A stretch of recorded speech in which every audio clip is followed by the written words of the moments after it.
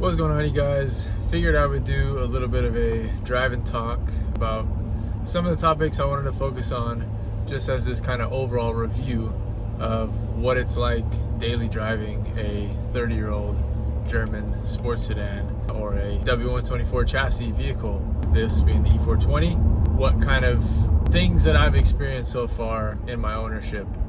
So overall, just right off the bat, I have to say, I absolutely love this car. I love the platform.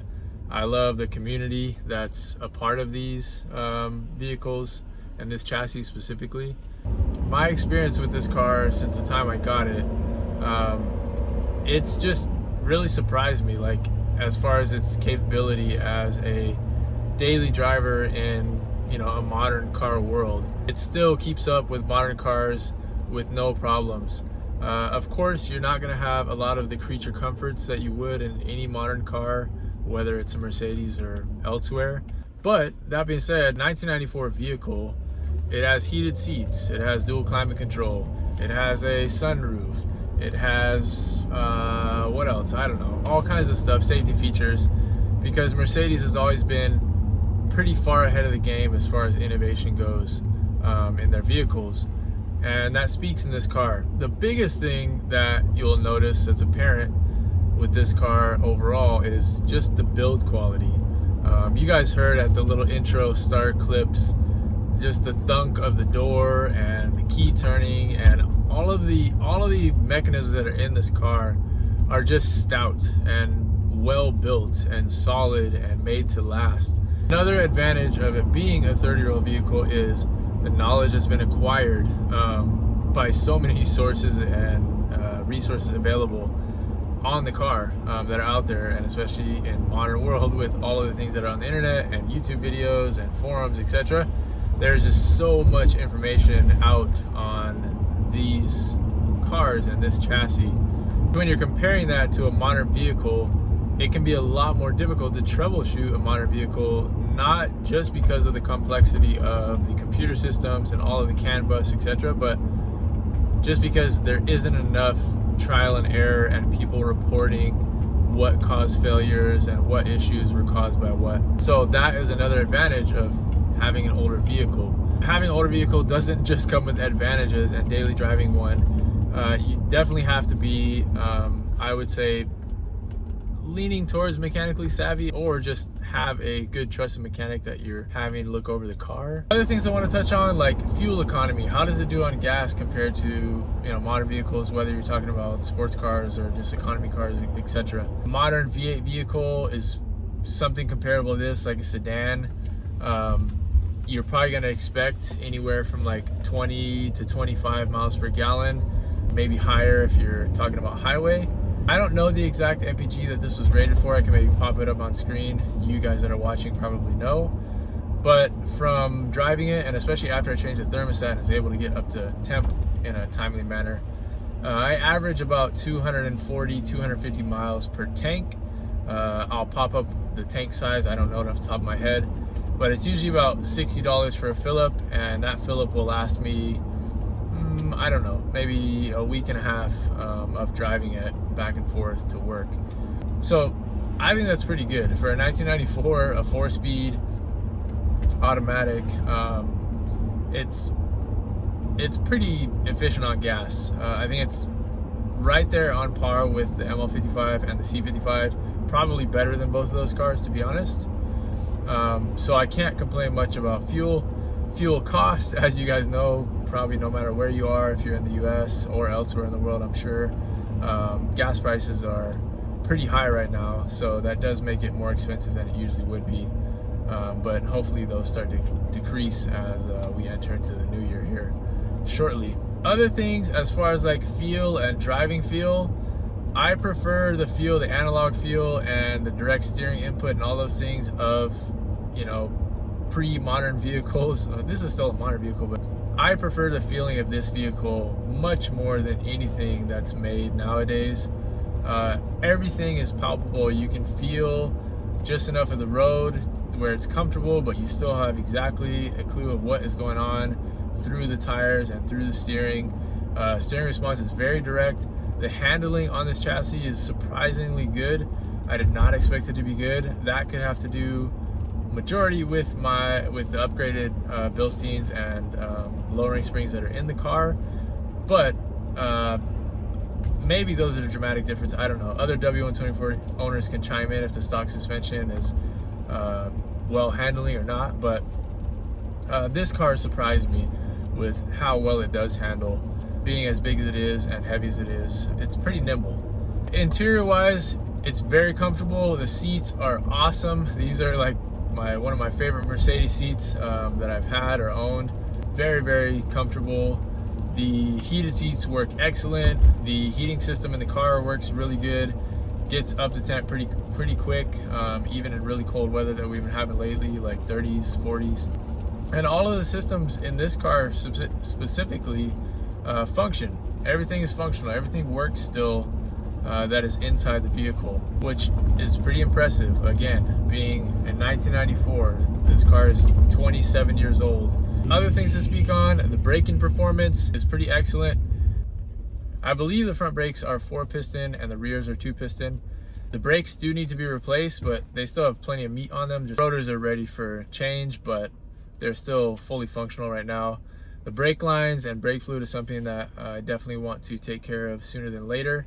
Just overall, I kind of have been stockpiling parts that I'm ready to kind of either swap out when necessary, or things that I know that are kind of on the clock that need to be done sooner than later.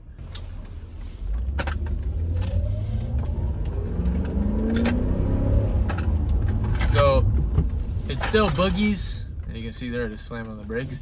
It still gets down very well. It's got enough power to be faster and just as fast of most modern cars, you know, excluding like, you know, high model or high level sports cars and things like that. But you put this up against any modern daily commuter, you're gonna be right there with them as far as like getting around and being nimble and getting up to speed and passing speed and all of those things. This is fully capable and more capable than most vehicles still in modern times. So one other thing, now that I'm parked now and I can focus on you guys solely, is the practicality of this vehicle.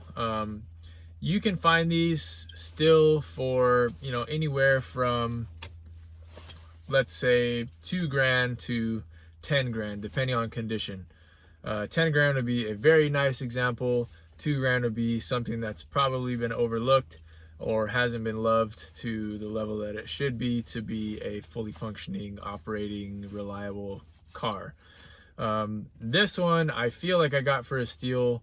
I bought this car for $2,800, and that included the bumper kit, the AMG Duraflex bumper kit, which is worth about $800 by itself. So in all reality, I paid $2,000 plus title and registration, probably another $500 or $600. I can't remember at this point, but for less than 3 grand, I acquired this vehicle. It needed a few small things to just be fully trustworthy, but it mostly just needed to be driven. It had been sitting, and most cars, you know, it's just not good to leave them sitting. They get random things that just don't get, you know, that aren't happy being left alone for that long. So after I kind of got this thing to get all through the motions and get the juices flowing back everywhere, I've done jobs here and there that definitely help the reliability, but overall I think I probably could have still been driving this thing the way it was the day I bought it, just by kind of filling up gas and doing those little things. There was like a few issues that I took care of right away, like a fuel pump was leaking, and that was just because the copper washer wasn't crushed properly. So tighten that up, that fixed that issue. The wheels that came on the car didn't have the best tires, and the wheels weren't the safest as far as the bolts that were used on them, but that doesn't really have anything to do with the car itself. That's just not the proper things that were added on the vehicle. Insurance was really cheap to add it onto ours. I think we were paying $120 a month for the C55 and the MO55 for both my wife and I per month. And I think adding this vehicle, it only raised it by about $15 or $20. So I think we're paying around 130 something, 140 now per month, which I feel is very reasonable. And that's with full coverage and full everything. And our deductibles are still fairly low. And parts are so accessible and cheap in a lot of cases, especially when you consider like FCP Euro with lifetime warranty on a lot of the parts that you can buy. That being said, some parts are NLA are no longer available. They're kind of phased out by Mercedes, so you're either gonna have to look for aftermarket suppliers or look at good used parts for a lot of things. And sadly, that's becoming true for kind of more and more parts as this vehicle ages. So if you do find one with a good stockpile of parts, or you find parts for your W124, definitely hang on to them unless you really need the cash or something like that. If you plan on maintaining the vehicle and keeping it for a while, keep a stockpile of parts. It's not going to hurt as long as you got a place to store them and you don't mind hanging on to stuff. So yeah, in general, this car is, on my book, an absolute A+. Couldn't really ask for much more. It's hard to find a used vehicle, especially with the inflated used car price market right now. It's hard to find any vehicle for less than $3,000 that you could reliably, like, no questions asked, really drive daily and not have to worry about things. So I feel really fortunate that I got this car at the price I did when I did, because it allows me to further crazy the build on the C55 and let my wife drive the ML55 and not have to worry about me having to use that if the C55 is down for whatever reason or being worked on. So this car is a godsend for me, and I'm so thankful that I get to and continue to experience this chassis. I know I'm probably biased because I love Mercedes and I love this car, but I really do think the W124 is one of the best cars that was built of all time. Just overall, and the plethora of them that are out there in the world and still going, from all the ranges of models, the diesels, the inline sixes, the V8s. They are just fantastic vehicles and so over-engineered, and they were built at a time where cost wasn't really considered in the production. Like, it was kind of any cost goes to develop these cars, along with the W201, which was around the same time these were arriving. So these cars are just excellent, and if you have the chance to own one, if it's something you're interested in, of course, and you have some savvy mechanically, or you have a good mechanic that you trust, I would say go for it. If you can find a good one and a clean example, or something that you can get back up to speed or maintain properly, these are such a joy to be in and drive and experience. So yeah, I can't recommend this 30-year-old platform enough. So anyways, I kind of just wanted to make this video to kind of share that experience so far of my ownership of having this vehicle and how cool it's been to have, and kind of how driving an old car like this could be overlooked for a lot of people as far as the daily driver goes. But overall, it's a pretty good option in my book for people that are willing to drive a 30-year-old car, a 30-year-old German car. Yeah, overall this vehicle is just a joy to drive and pleasure to own. So those are my thoughts. Please, if you're a W124 owner, enter down below, like, give you a review of your experience of ownership of your W124 or your 400e or E420 or E500 or 500e. I would love to hear it. I know there's many of you guys that watch the videos that are owners of these vehicles, and I always love to hear just your guys' stories. So yeah, that'll be it for now.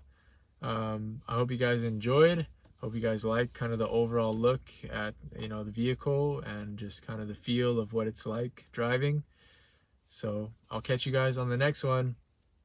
If you're following along or not yet subscribed to the channel, either way, I hope that you stick around, because I will tell you now, without telling you exactly what it is, 2022 is going to be a very big year for the channel.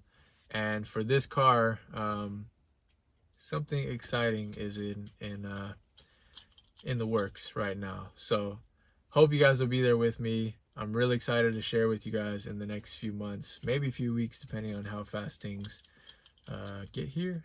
No spoilers, but yeah, very excited to share with you guys soon what's going to be going on with this car in 2022, as well as other vehicles.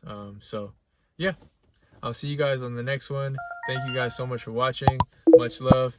Peace. See you on the next one.